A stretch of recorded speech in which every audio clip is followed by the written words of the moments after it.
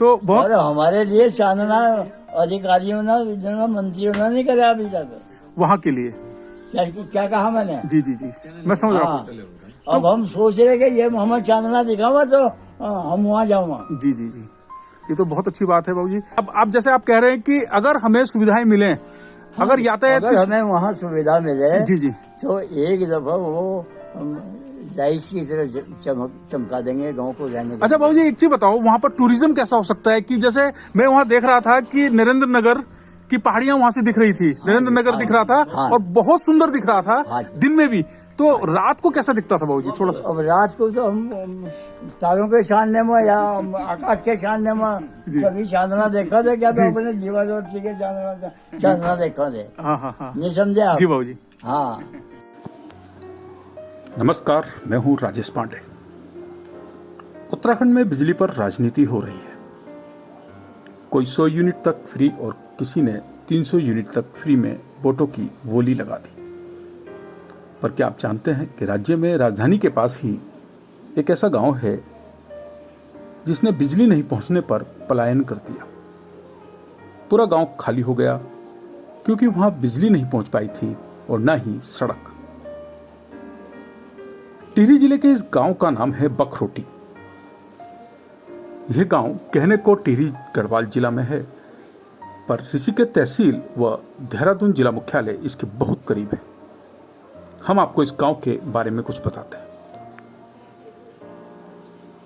कोडारना ग्राम पंचायत का गांव बखरोटी आदर्श गांव के रूप में प्रसिद्ध है। बताया जाता है कि इस गांव में कोई तंबाकू तक का नशा नहीं कर सकता था। बखरोटी गांव ने सबसे अच्छा व्यवहार, अपनी संस्कृति और संस्कारों को बनाए रखा।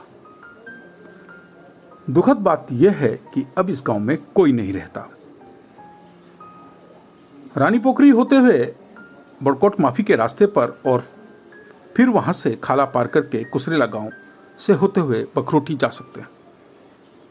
बखरोटी तक का उबड़ खाबड़, पथरीले, जगह जगह गदेरों वाले कच्चे रास्ते पर होकर जाना पड़ता है। रास्ते में जंगली खाला है, कहीं कहीं एक तरफ ढांक से लगा रास्ता है, केवल एक बार में एक ही व्यक्ति के लिए, क्योंकि दूसरी तरफ खाई जरा सा भी असंतुलन नुकसानदेह हो सकता है। निर्जन गांव के इस रास्ते का इस्तेमाल इक्का दुक्का लोग ही करते होंगे, इसलिए इस रास्ते की हालत खराब है। रास्ते में गधेरे बरसात पे खूब डराते हैं। कई वर्ष पहले पलायन कर चुके पूरे गांव में 2 मंजिला भवन हैं, खिड़कियां और दरवाजे हैं, टीन की छतें हैं, घरों के सामने सुंदर आंगन हैं, पास ही बगीचे हैं, दूर तक खेत दिखाई देते हैं। खेतों के बीच में आम, अमरूद, आंवला, नींबू के पेड़ खड़े हैं। कुछ खेतों में हल्दी बोई गई है। बखरोटी का पुराना प्राइमरी स्कूल भवन खंडहर हो चुका है। इस स्कूल के एक कक्ष से नरेंद्र नगर शहर दिखता है। बखरोटी गांव बहुत सुंदर है, पर यहाँ बिजली नहीं है।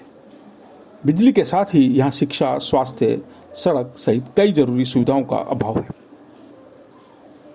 कोडरना ग्राम पंचायत के पूर्व प्रधान करीब 80 वर्षीय बुजुर्ग बुद्धि प्रकाश जोशी जी कहते हैं कि सरकार बखरोटी में बिजली पहुंचाए। वहाँ बिजली नहीं है।